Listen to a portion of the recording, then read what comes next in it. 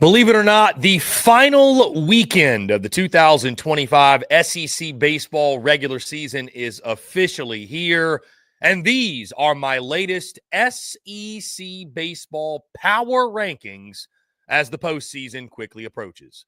Hello, everyone. I'm Chris Phillips of SEC Unfiltered. Appreciate each and every single one of you tuning in. Make sure you like, subscribe, turn on notifications. Check us out via podcast. Wherever you get your podcast, you can also find us across all social media platforms as well as our website, secunfiltered.com. And as always, we are powered by our friends over at FanDuel. Visit FanDuel.com/SECU to join today and get started with $200 in bonus bets when you win your first $5 bet. Once again, that's FanDuel.com/SECU to get $200 in bonus bets today. The final weekend of the 2025 SEC baseball regular season is officially upon us, and these are my latest SEC baseball power rankings as we pull up each of my selections, and we will start at number 16, and who would have thunk it, folks?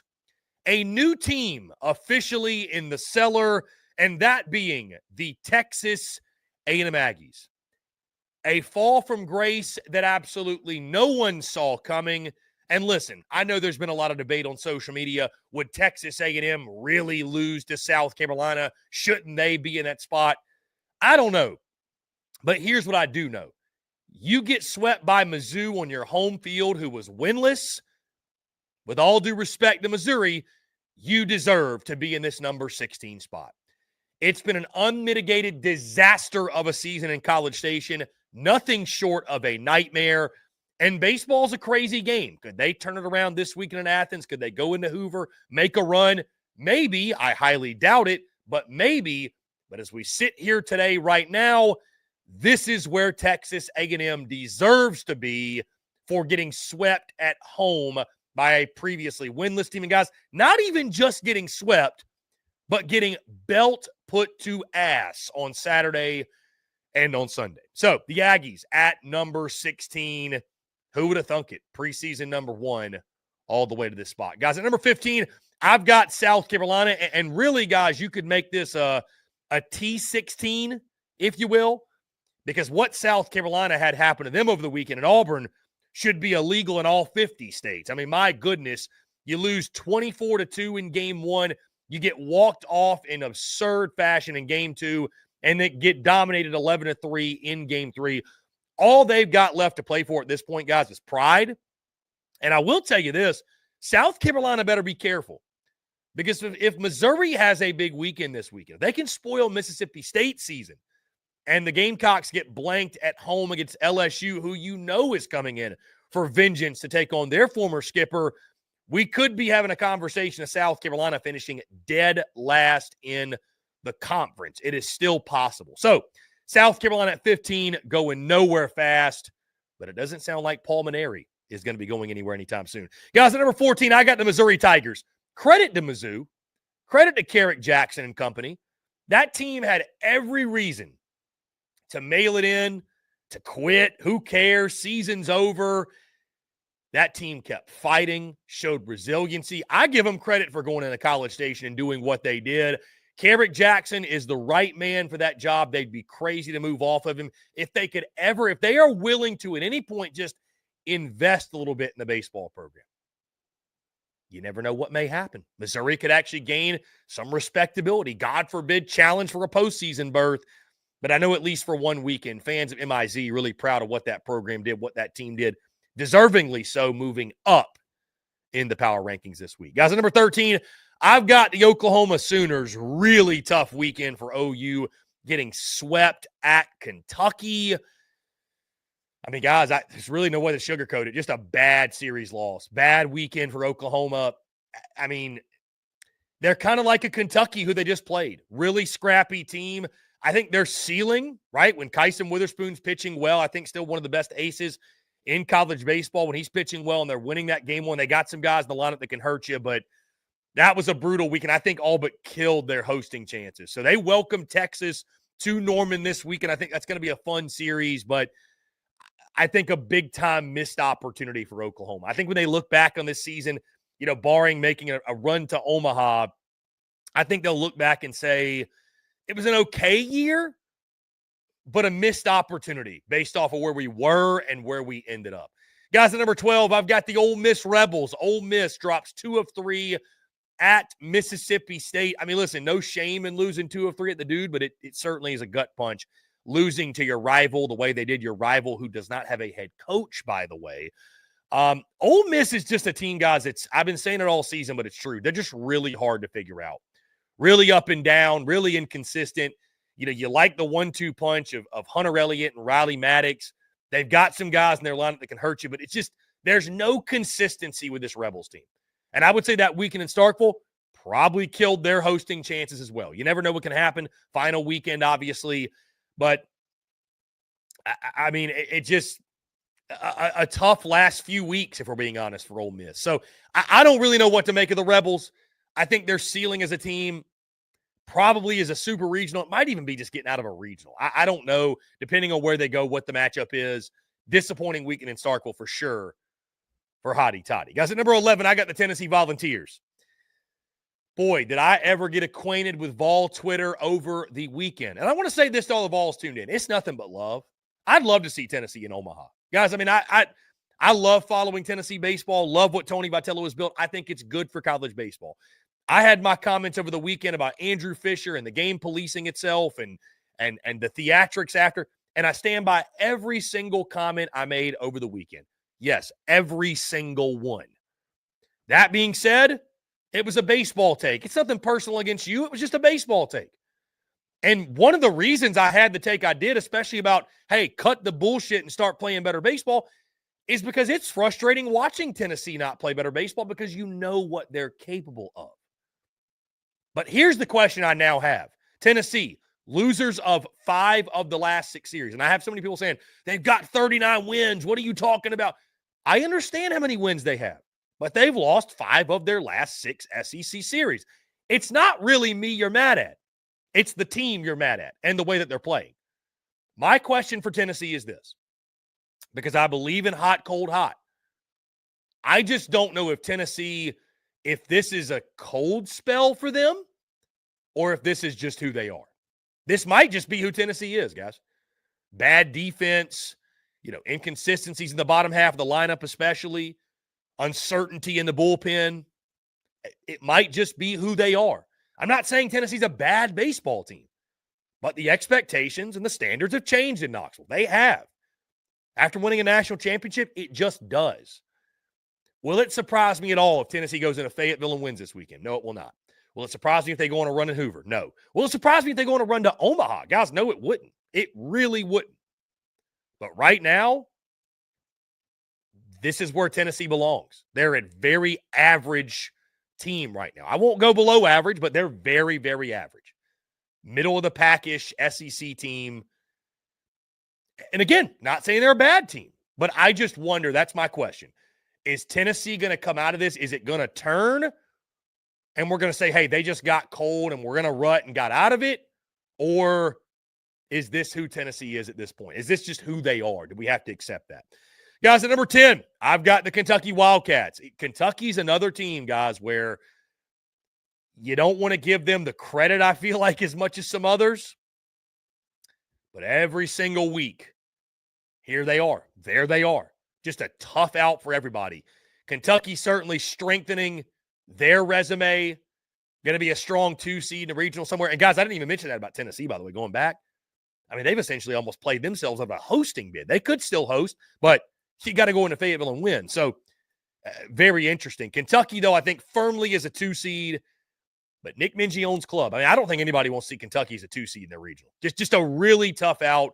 The way they played, obviously swept Oklahoma like we talked about earlier. Really solid club and probably the least fun club to play in the conference. I mean, one of the least fun, just their style, the way they play. Really hard-nosed baseball, pitching, defense, fundamentals, small ball, hit and run, what have you. Very uncomfortable series when you play them. Guys, at number 9, I've got the Mississippi State Bulldogs. Don't let the dogs get hot. It's too late. Mississippi State is hot. Really gritty, gutsy series win over the Ole Miss Rebels. I mean, what they've done since firing Chris Lemonis has been nothing short of outstanding. All of a sudden, Mississippi State squarely on making the postseason. They go to Missouri this weekend. I mean, you saw what Mizzou just did. Don't mess around. You can certainly lose this series. But, man, the turnaround from Mississippi State, so many guys in the lineup stepping up for them. I mean, the start that Sierra had was stuff of legends. Even Lingone, I think is how you say his name, the Game 3 starter. He was really good. The way Mississippi State able to bounce back after that tough Game 1, win Games 2 and 3, really impressive. And you got to give Justin Parker a lot of credit, man, for holding that thing together and inspiring that team. So Mississippi State, another one. They're playing with fire, and they're on fire right now. They're red hot. The dogs are hot. Watch out for Mississippi State. Guys, before we get in the top 8, I do want to tell you about our friends over at FanDuel because, as always, we're brought to you by our friends over at FanDuel. The wait is over. Baseball season is finally here, and you can start the season strong on FanDuel, America's #1 sportsbook, because right now FanDuel is celebrating the return of baseball by giving new customers $250 in bonus bets if your first $5 bet wins. FanDuel's got so many ways for you to get in on the action. From hits to steals to home runs, they got a lineup filled with all of your favorite bets. Or if pitching is more of your thing, FanDuel has a deep bullpen of bets from strikeouts to shutout innings. So when you place your first bet, it can be almost anything, and if it hits, you'll get $250 in bonus bets. Just visit FanDuel.com/SECU to join today. That's FanDuel.com/SECU. Make every moment more with FanDuel, official partners of Major League Baseball. Must be 21 and up and present in select states. For Kansas in affiliation with Kansas Star Casino, or 18 and up and present in D.C. First online real money wager only. $5 first deposit required. Bonus issued as non-withdrawable bonus bets, which expires 7 days after receipt. Restrictions apply. See terms at sportsbook.fanduel.com. Gambling problem? Call 1-800-GAMBLER. Visit fanduel.com/RG. Call 1-888-789-7777 or visit ccpg.org/chat. In Connecticut, or visit mdgamblinghelp.org. In Maryland, Hope is here. Visit gamblinghelplinema.org or call 800-327-5050 for 24/7 support in Massachusetts, or call 1-8778-HOPE-NY or text HOPE-NY in New York. Guys, getting back into it at number 8, I've got the Georgia Bulldogs. I've gotten a lot of pushback here from Georgia fans about Georgia being number 8. And I, for the life of me, don't understand it, guys. Listen, I understand who Georgia has beaten. I know they swept Auburn. You know, I know they swept Florida. I totally get it, guys. But here's the thing. Power rankings are very what have you done for me lately kind of ranking. You can't just purely go off head-to-head, right? Because there's teams Georgia's behind they've beaten, but there's also teams they're behind that they've lost to. So you can't go purely off head-to-head. You just can't do it. The way Georgia's been playing of late, you know, I mean, the pitching's come around a little bit. I'll give them credit. But, guys, you go on the road to Bama and you lose. And I know they're going to push back. Georgia fans push back. Everybody's a different team on the road. But Georgia's the extreme, I feel like. They are a completely different team at home. If Georgia's got to travel to a super, guys, you might as well forget it. I mean, it's just that's kind of how you feel at this point. Yeah, teams struggle on the road, don't get me wrong. But they're struggling, and then they're struggling the way Georgia has struggled. So I got Georgia 8 right now because I think on the road they might be number 16. At home they might be number 1. Where does that leave me? Kind of right in the middle. They get to come home this weekend, take on Texas A&M. Georgia at home, one of the best teams in the country. You don't want to play them at Foley Field. So that's the good. And the good news for Georgia, they're going to be home, I think, for the majority of the postseason. We'll see about supers, but the majority of the postseason. But that series loss at Bama, man. I mean, you thought the Bats, they had fixed some things on the road after game 1. They scored 19 runs, but games 2 and 3, more of the same. More of the same. Guys, at number 7, I got the Alabama Crimson Tide. Again, big series win over Georgia over the weekend. It was the series win they had to get if they were going to have an opportunity for postseason baseball at the Joe. Now, here's the problem. You go to Gainesville and take on the Florida Gators, I would say the hottest team in college baseball right now. I do like this Bama team, especially if Justin LeBron really gets going. They got some other guys in the lineup that swung it well, too. They need to shuffle the rotation. There's no reason Riley Quick shouldn't be your game 1 guy. I think Zane Adams go to game 2, put Tyler Fay game 3. I get it. They're trying to pitch off and steal games. But I just, when you get to the postseason, guys, I don't think that's going to work. I've always believed in throw your best available when available. Like, you're not playing for tomorrow, you're playing for today. So, listen, Rob Vaughn knows more than me about baseball. I get it. I'll be very curious what they do moving forward, though. But a huge series win, that signature series win Bama needed. They get it at the Joe over the weekend. Guys, number 6, I've got the Vanderbilt Commodores. How about the Vandy boys? Go into Knoxville. I picked Tennessee to win, by the way. Vandy goes in there, takes 2 or 3. Really impressive, especially after losing game 1 to Liam Doyle, bouncing back games 2 and 3. I mean, guys, it was Vandy in a nutshell, man. The pitching staff is elite. The offense did enough. Had a guy like Mancini go yard. That doesn't happen often. Barksey goes yard. You had a couple other guys. R.J. Austin was R.J. Austin over the weekend. Was a great series, by the way, in Knoxville. But it was Vandy in a nutshell. They're going to pitch well. They're going to play. And that was the difference. They're going to play good defense. Tennessee didn't play good defense. You're not going to play bad defense and beat Vanderbilt. They ran. I believe they had 8 stolen bases on Saturday alone. I think they had 6 on Sunday. Vandy's a problem. I tell you this. When I saw them against Arkansas in person, I wasn't sure what to think. I did not think we're going to be talking about them as a top 8 national seed, and that's what Vandy is. So Tim Corbin just proving yet again he's one of the best in the game. I mean, you got to give all the credit in the world to Tim Corbin. One of the best in the game, legendary head coach. He's got Vandy in a great spot. Guys, at number 5, I got the Texas Longhorns. Texas dropping the series of Florida. Guys, this is the SEC grind that we talked about that Texas may have had incoming that was going to face, and they're getting it. First home series loss of the season for Texas. Again, took on a red-hot Gators team. You know, the effect of not having Jared Spencer's being felt. You know, game 1, you give up a 6 spot at the top of the first. Texas is still a very, very good team. I don't know that they're an elite team anymore without Jared Spencer. They do get Max Ballou back. That's what they're expecting. We'll see how that changes them. But it almost kind of feels like they're running out of gas, is what it feels like, in my honest opinion. You know, like I think without Jared Spencer, if I'm being totally honest, guys, I think their ceiling went from Omaha competing to a national championship to I'm not sure this is a team that gets out of the supers if they get there. It's just so, and dude, I would say that about any SEC team that lost their ace.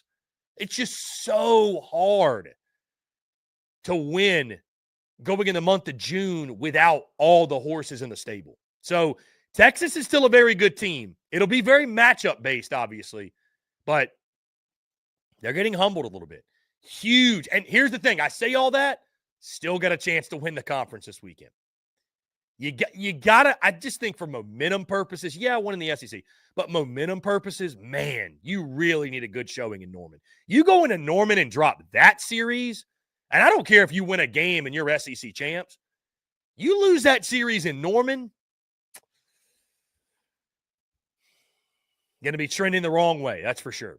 Guys, at number 4, I got the Arkansas Razorbacks. They dropped 2 of 3 in Baton Rouge. I'm still really high on this Arkansas club. Fell victim to Baton Rouge magic, Alex Box magic. You saw it on Friday night. You know, that's just what happens, I think, when you go on the road and you play LSU at Alex Box. It's just, you know, kudos to them bouncing back the right way, winning the Sunday game. Still really high on this Arkansas team. Like, I don't even feel like I've got to spend a lot of time on this one. That was just good on good, super regional vibe. LSU gets the better of you, but I'm still high on Arkansas, guys. One of the most complete teams in college baseball. I won't go on record and say the most complete because that'd be disrespect. I'd have to say the same thing about LSU, I suppose. But I still feel really good about this Arkansas team. I do. They're a little inconsistent at times, biggest knock, and I'm still scared as hell about them in the postseason. But this is still a damn good team, no question. Guys, at number 3, I've got the Florida Gators. How about this meteoric rise for Florida? I mean, all the credit in the world to Kevin O'Sullivan, that entire coaching staff. Guys, the Gators are hot. Gator boys stay hot. The Gators are hot. And the way they're doing it, with 10 position players being available, just wait until they get Colby Shelton back. Great pitching over the weekend at Texas. I mean, again, the way they are able to piece it together, right? We saw what Liam Peterson did. We saw Aiden King with just a championship level outing. A championship level outing. But the way they're piecing the pitching staff together, Pierce Capalla going in that game one, then Billy Barlow gives you a heroic outing in game one in relief. And I feel like with their lineup too right now, with the guys they have available, it's not just one guy. It's a bunch of guys.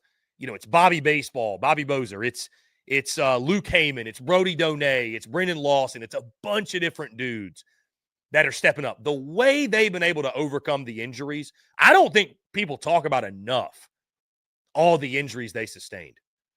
Capalla being out for 2 months. You lose your starting center fielder in Kyle Jones. You lose your starting second baseman in Cade Curlin. Colby Shelton's now out. You lose, I'm forgetting his name, the lefty specialist in the bullpen that I saw pitch at Miami. I don't know how his name's escaping me. But, I mean, they have suffered so many key injuries. Not just injuries, but injuries to key guys. And they're still in this position. Kudos to Sully. Kudos to the entire staff. Hottest team in college baseball. Guys, at number 2, I got the LSU Tigers. LSU, great bounce back weekend after the tough A&M weekend. Last weekend, taking down Arkansas 2 or 3 guys. The series went about how I expected. I think the most encouraging thing, I think there's 2 things. Number 1, if you're LSU, you can look at it at home. Hey, we beat Zach Root and we beat Liam Doyle. We can beat anybody on our home field. Like, there's not a guy out there, a team out there we should be intimidated by, that we can't beat. Second thing you should be encouraged by, the way LSU swung it on Saturday. And they swung it pretty well all weekend, but especially Saturday. Ethan Fry, Jake Brown, Stephen Milam getting going. Derek Curiel's Derek Curiel. I mean, heck, you swung it well, and Bear Jones didn't have a good weekend. So LSU to me right now, and I know some LSU fans, don't jinx us. LSU to me right now is a favorite for me to get to Omaha. I mean, dude, if they're playing postseason baseball at Alex Box, good luck to everybody going in there. That's all I'll say. So LSU Tigers, one of the best teams in the country, if not the best team, ranked number 1 in the country. But my number 1, this is a curveball I think a lot of people did not see coming. But my number 1, the Auburn Tigers. And guys, at no point this season did I expect to have Auburn at number 1. But I looked at it from last week, and I looked at the rankings, and you look at who Auburn's beaten, and you say to yourself, dude, and I understand, Auburn got swept by Georgia early in the year. They got swept by Texas early in the year, I would say against a different Texas team. But guys, if you really have been paying attention, and if you really look at this Auburn team top to bottom, they don't get the love, they don't get the recognition, and let's just say the quiet part out loud about why that is. Let's say the quiet part out loud of why Auburn doesn't get the recognition on the diamond that others do. Because they don't have a baseball fan base like LSU, like Arkansas, like Texas, like the Mississippi schools, like Tennessee, like so many others. They're not a blue blood like some of those other schools that I mentioned. They're not, and that's okay. It's not a shot at Auburn. It's just reality. But the reality is also this. Their pitching staff is fantastic, led by Samuel Dutton, and it goes far beyond him. And their lineup, I would argue, is maybe the most underrated lineup in the SEC. And you look at the schedule they've navigated to get to where they are now. Guys, it's the toughest schedule in college baseball. I mean, Auburn does not get the respect they deserve because of some of the things I mentioned. By the way, guys, they also have one of the best coaches in the conference, if not the entire country, in Butch Thompson. And oh, by the way, we forget, this is a team that's been to Omaha a handful of times over the last few years. This is a team that's been to Omaha more than some of those blue bloods I mentioned over the last few seasons. It's an unpopular pick to some and a pick out of left field. But again, if you've been paying attention, you're not surprised that Auburn's number 1 in my power rankings. You're not surprised that I'm giving Auburn the credit and the respect and the love that they're getting. It's a damn good Auburn team, and they've become a favorite for me to make it to Omaha. They're an Omaha caliber club. Nobody should be surprised if they end up there middle of June. So, guys, your thoughts. We'd love to hear from you. How would you power rank the teams of the SEC? Do you agree with me? Do you disagree as we go into the final regular season weekend of the 2025 season? Guys, that's going to do all for me. Appreciate each and every single one of you tuning in. As always, make sure you like, subscribe, turn on notifications. Check us out via podcast where we get your podcast. You can also find us across all social media platforms as well as our website, secunfiltered.com. Till next time, I'm Chris Phillips of SEC Unfiltered. Appreciate each and every single one of you tuning in, and we will catch you all on the other side.